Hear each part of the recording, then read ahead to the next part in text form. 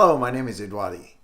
John Maxwell wrote a book on influence. It's called Becoming a Person of Influence. John, throughout the book, kept telling great leaders are great influencers. But how can we influence people, especially the younger generation, in a time such as this, where they are exposed to all kinds of messages all the time?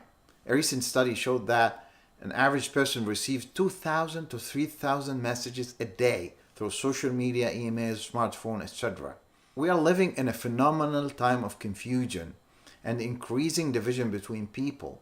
And I believe we would need good leaders more than any other time in history to clear up people's path and show them the right way.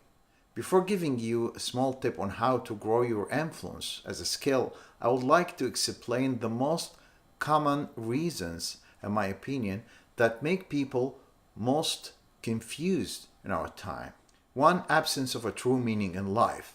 In one of my recent workshops, I asked a bunch of young people, what are their dreams? What are their goals in life? Few answered with this: money, career, family.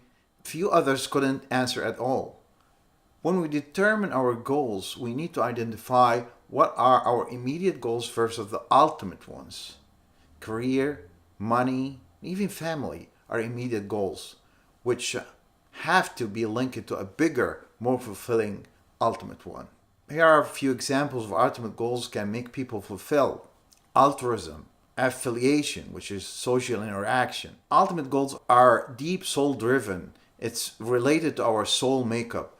And we need to connect our behavior to those ones to get the joy and the fulfillment. C.S. Lewis once said a ship at sea must answer three important questions. One, how to avoid sinking, and he called that personal ethics. Two, how not to bump into another ship, and he called that social ethics. The third question, why it is at sea in the first place. No meaning in life is the first thing that creates confusion in our lives. Two, loss of identity. Jesus once said to his followers, "Then you will know the truth, and the truth will set you free." They answered him, "We are Abraham's descendants and have never been slaves of anyone. How can you say that we shall be set free?" Jesus replied, "Very truly, I tell you, everyone who sins is a slave to sin." People in this example were trying to link themselves to Abraham, and instead of facing their own truth. Similarly, we choose sometimes to the identity that makes us feel good, and it doesn't have to be truthful. Jesus told them, the truth will set you free and makes you fulfilled. People are not reading, and they have become more visual. And contrary to the truth, they are building their convictions based on what they see and feel more than what they should think and reason. The truth will set you free, and you'll find your identity only within the truth. 3. Absence of point of reference of our behavior. I'll give you a little illustration just to explain what do I mean by this.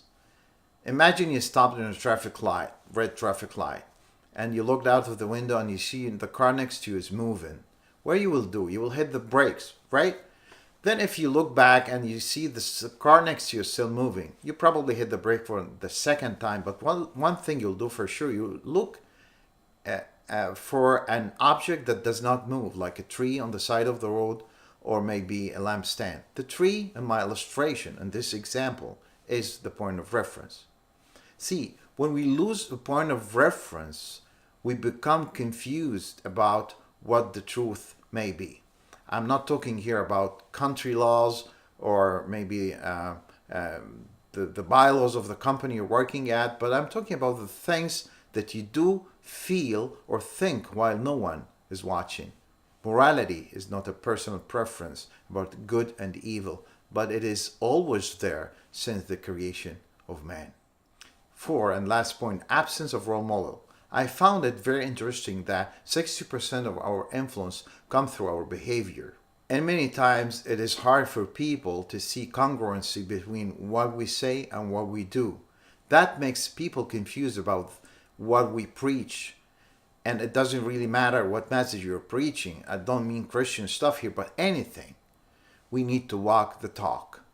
The four things: absence of meaning, loss of identity, absence of point of reference, and absence of role model.